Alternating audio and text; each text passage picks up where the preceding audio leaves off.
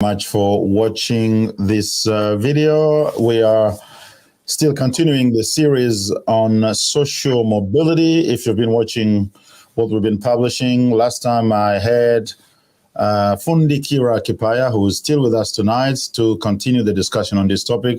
We think it's a very important topic and that we ought to be able to really stimulate some conversation around this in our community. Fundi, how are you tonight?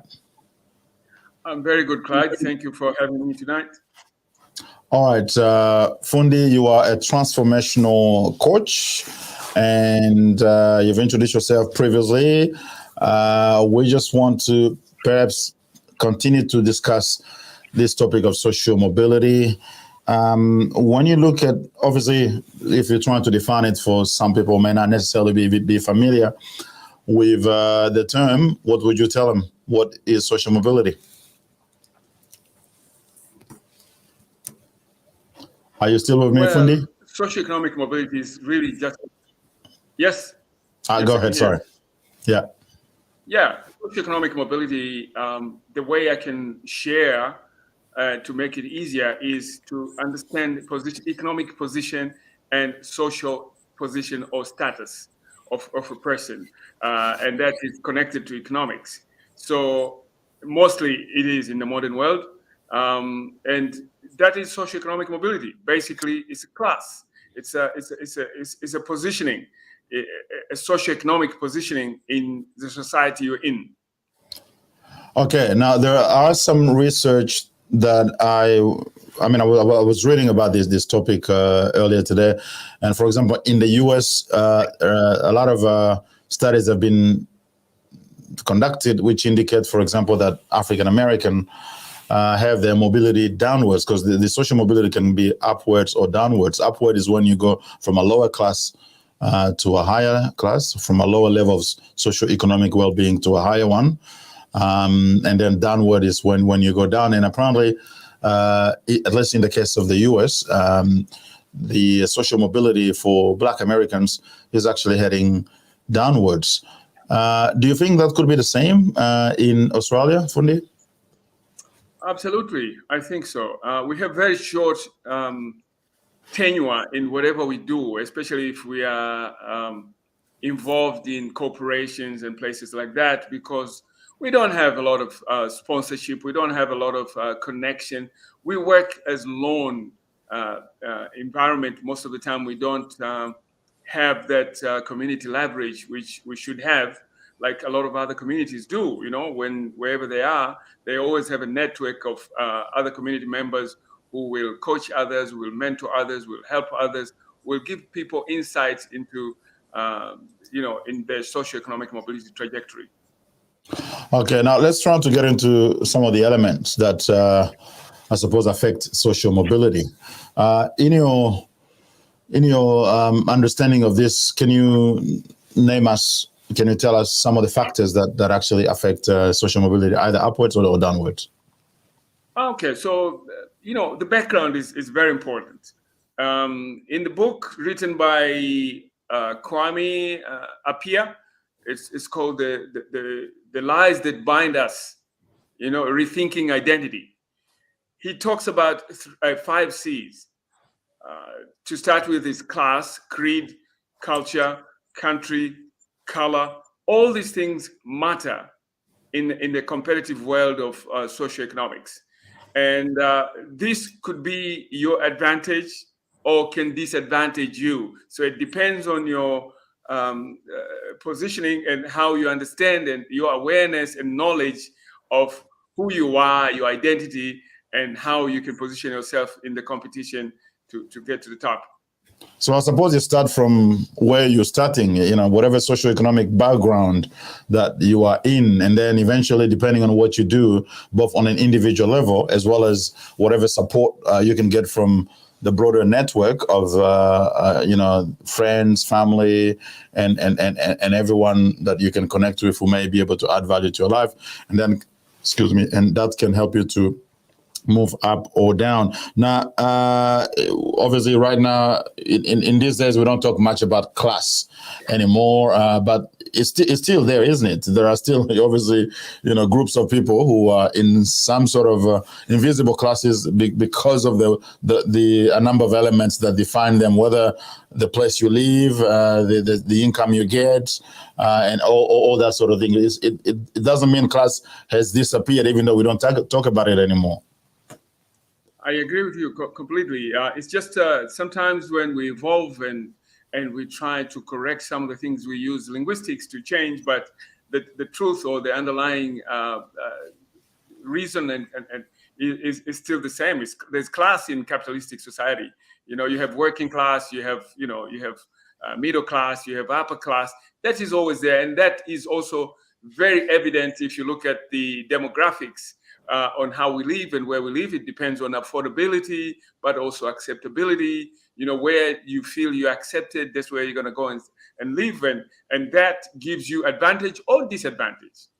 Absolutely. You mentioned in the 5 C's, this creed. Trying to unpack a little bit about that right now. Yeah. So creed could be your ideology, could be your identity as what you identify yourself as, and so could be your religion, could be your belief. That is creed. Class we've already talked about. Culture is your cultural background, how you were brought up in what culture, and culture could be collective, could be individualistic, could be traditional, could be tribal, could be any of those cultures which comes at play. But the other. Yeah, no, go ahead. I'll ask you a question about culture after that. Just go on. Yeah. No, happy to say that before I move to the next stage. Okay, so let's stop a moment on culture.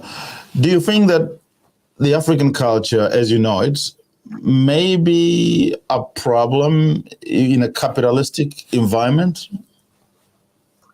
Well, there's a lot of things. So when we look at things like culture, we have to look at what has changed.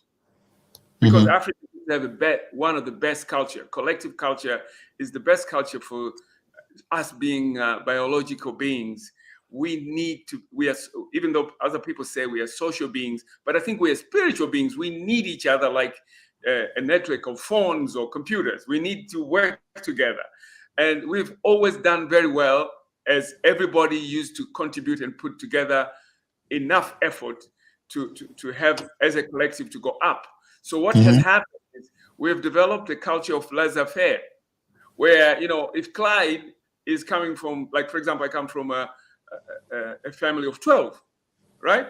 So you will hardly find, most of the time in this situation, you will find maybe 2 or 3 of those children out of 12 are productive. The rest are saying, oh, my brother is doing this for me. My brother is doing that for me. So they kind of like, they're in part as a number, but for quality, there's no quality. Well, I guess there could be a whole lot of things that can be talked about in terms of the culture and how that affects social mobility upward or downward. But perhaps we'll come back another day to really maybe focus just on that. You mentioned the country in the 5 C's. Explain to us how that may affect social mobility.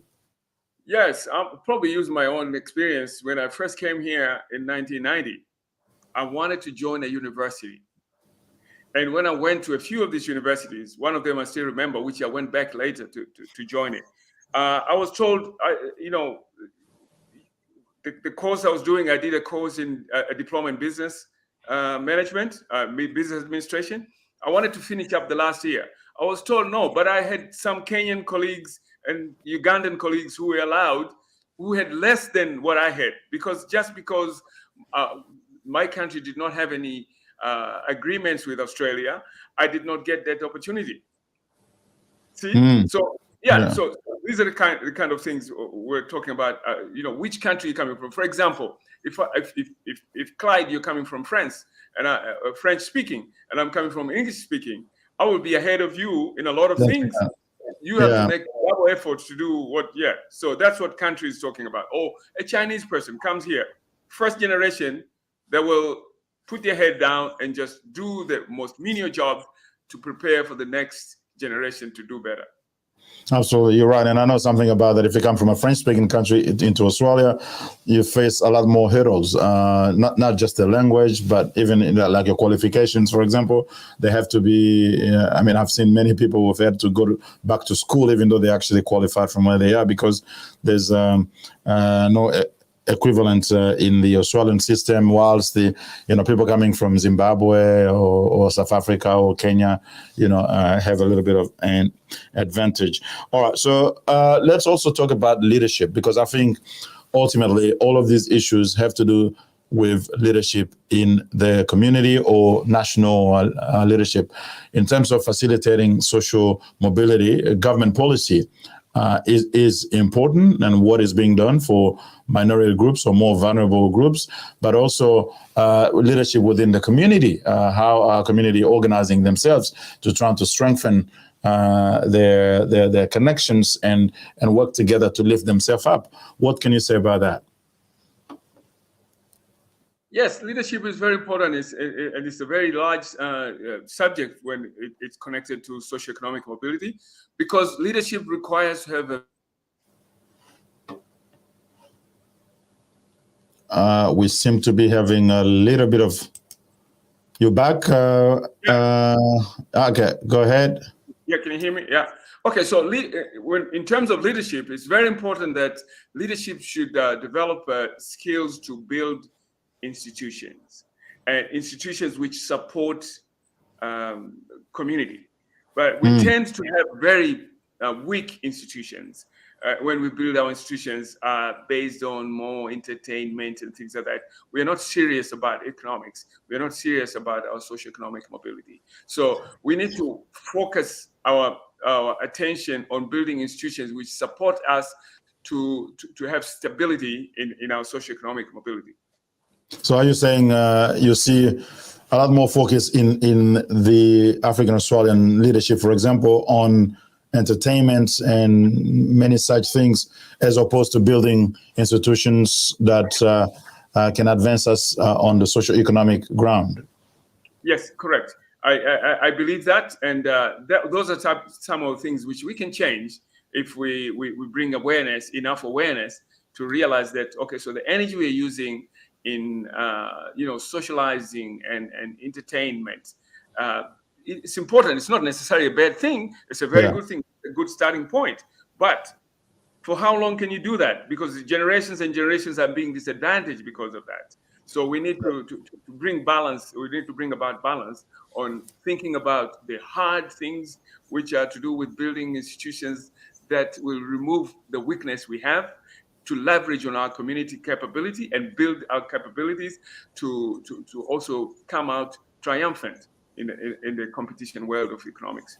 But I suppose that has always been a challenge, and I think even like Obama, when he went to Africa, he talked about that, and you see that as a reality where we seem to be having issues building strong institutions in Africa, and in the diaspora community, it's also the same. What would be some of your advice on how do we change this? And I also mentioned one thing here. We've seen, for example, in the diaspora context, the government in Australia here is more likely to fund festivals, and then they would fund an Afropreneur summit platform, for example, which connects entrepreneurs and professionals. That is not helping either, isn't it? So how do we seem to change, both from our own perspective as well as from the perspective of the government, that also seem to be kind of encouraging more of this entertainment thing than anything else? Okay, so I'm going to sidetrack the entertainment part, but what we need is to bring a serious culture of service giving and remove the focus on status seeking. Because once we develop that, when you give service, status is a reward. That will come. But what we have been doing, and we've flipped the script, what we've done is we have focused so much on status seeking, okay, whether through education or even competition to just get to the leadership position so that we can be served instead of giving service to the community. That is very important, and we need to do that to make sure that we change the culture into a culture of service giving. Okay, well, time goes so fast. We're pretty much at the end of the show tonight. We've exhausted our 15 minutes, but I certainly understand what you've said, Fundi, in terms of providing service. There are so many of us sometimes that focus on the status. That's why you see a lot of competition in the leadership, and then communities tend to get divided because everybody wants to be a leader and all that sort of thing. Perhaps we should look into how we need to address that type of thing so that people will focus on building institutions and providing services rather than seeking the status or being a little bit distracted with the entertainment thing that you've talked about. You know, there's just so many things I would want to discuss, but unfortunately we don't have much time. What would be your last word? And obviously we'll come back again. This is a series, so there'll be more videos on this. What will be your last word tonight? My last word tonight is, let's not worry about status anxiety and get into knowing, that is acquiring knowledge, growing, that is developing, and flowing, that is thriving. Thank you. All right. Always a very wise man. You know, you choose your words and you drop these bombs before we go, like you did last time. I remember the last time was prepare to be aware, to care and share. You see, I'm a good student. I got it. All right, folks. Thank you to Fundi for your quite wise words, and thank you for you watching this. We encourage you to not only watch, you know, you may not maybe just watch a little bit of it, but you know, go back and watch the whole thing if you haven't. Like, share, and because sharing is caring. And also, if you have some skills and expertise that you may want to contribute to what we're saying, just feel free to contact us, and we'll see if we can also have you on a panel. In the next few days, we will start preparing a panel where there'll be a longer discussion on this topic. Until next time, well, stay connected, and we hope to see you next time. Thank you very much. Thank you.